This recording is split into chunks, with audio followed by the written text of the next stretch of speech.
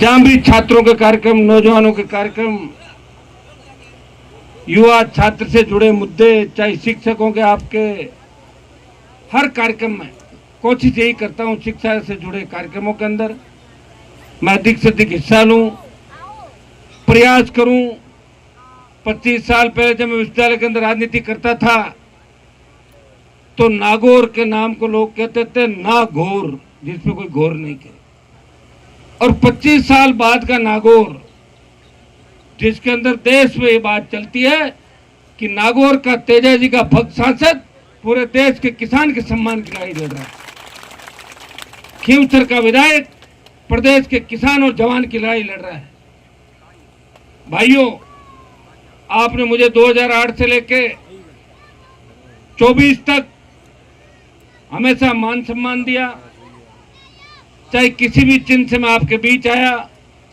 6 बार इस छोटे से पीरियड के अंदर आपने मुझे विधानसभा और लोकसभा के अंदर भेजा, 2 बार एमपी, 4 बार विधायक बनाया और 1 बार आपने मेरे छोटे भाई को यहां से जीता के पूरी सरकार को हरा के राजस्थान की विधानसभा के अंदर भेजा। 7 चुनाव आपने जिताए। मुझे याद है जब मैं जिला परिषद का पहला चुनाव लड़ा था तभी यही वो वार्ड था जहां से आपने कांग्रेस पार्टी को हराया था, जबकि कांग्रेस का गढ़ था, और मुझे जिता के जिला परिषद के अंदर भेजा। लेकिन मैंने भी आपके वोट के सम्मान का ध्यान रखा, बड़ी से बड़ी ताकतों के खिलाफ लड़ाई लड़ी, संघर्ष किया। मुझे अच्छी तरह याद है जब 2013 के अंदर पूरे मारवाड़ में भारतीय जनता पार्टी की लहर चली थी, उस समय खींवसर के नौजवानों ने, किसानों ने मुझे वसुंधरा की छाती पे मूंग डालने के लिए 2013 के अंदर भेजा था, निर्दलीय जीता था।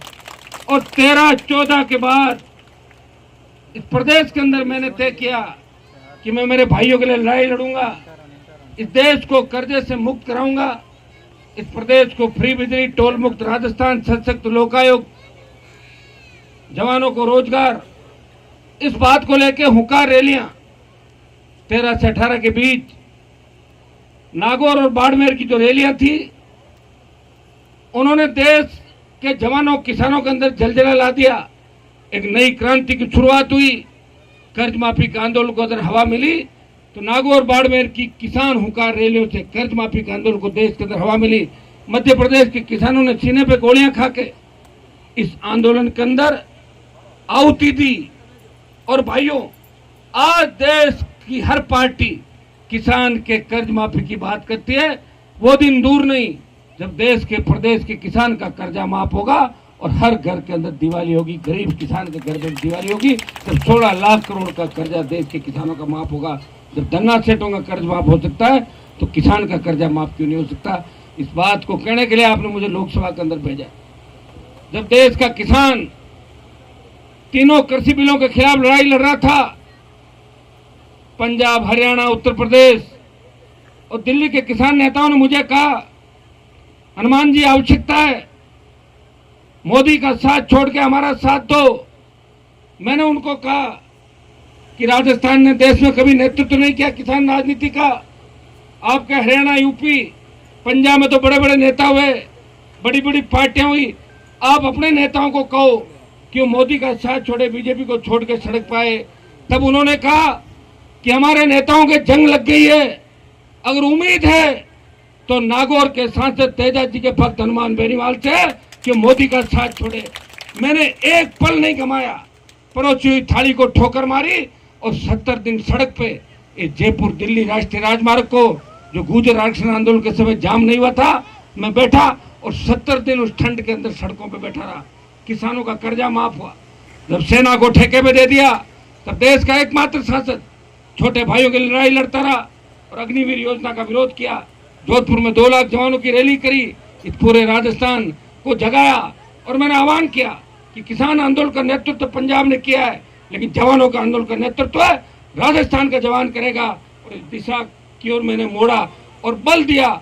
उसका परिणाम है कि सरकार ने कहा कि 25% अग्निवीर की जगह हम 50% को रखेंगे, 50 को वापस भेजेंगे। आप थोड़ी हिम्मत रखना, वो दिन दूर नहीं जब सेना का सम्मान भी होगा और अग्निवीर व्यवस्था को हम खत्म कराएंगे। भाइयों, जब देश की पहलवान बेटियां न्याय के लिए जंतर मंत्र पे बैठी थी, वो हरियाणा की बेटियां थी।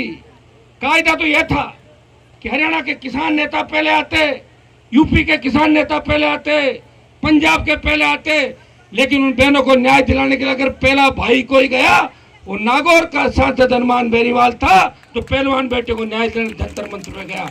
उस बाहुबली के छक्के छुड़ा दिए, चालान कराया और लोकसभा से बाहर करा दिया। अब की बार भी आपने देखा होगा, जब विनेश को ओलंपिक में नहीं खेलने दिया तो लोकसभा के अंदर कोई विनेश के लिए जूझ रहा था, वो जगदीप धनखड़ नहीं जूझ रहा था, वो हनुमान बेनीवाल उस किसान की बेटी के लिए लड़ाई लड़ रहा था। आपको हर उस चीज का ध्यान रखना है। लोग आते हैं वक्त निकलने के बाद, लोग आते हैं जब बात चली जाए। हमें इतिहास को याद रखना है, हमें याद रखना है जब हम तकलीफ में थे तब हमारी लड़ाई कौन लड़ रहा था। जब हमारी तरफ उंगली उठी थी, उस उंगली को काटने के लिए कौन खड़ा हुआ था सबसे पहले, कि किसान भाइयों की तरफ उंगली उठी तो उंगली को काट देंगे। ऐसे मजबूत लोगों को आपको याद रखना है। भाइयों, मुझे तो इस बात का सौभाग्य प्राप्त हुआ, इस प्रदेश के अंदर रणजीत राम जी तो पुराने कई लोगों को देखा इन्होंने, बीकानेर से छात्र राजनीति चरम पे हुआ करती थी, लेकिन दुर्भाग्य से मौका किसी को नहीं मिला।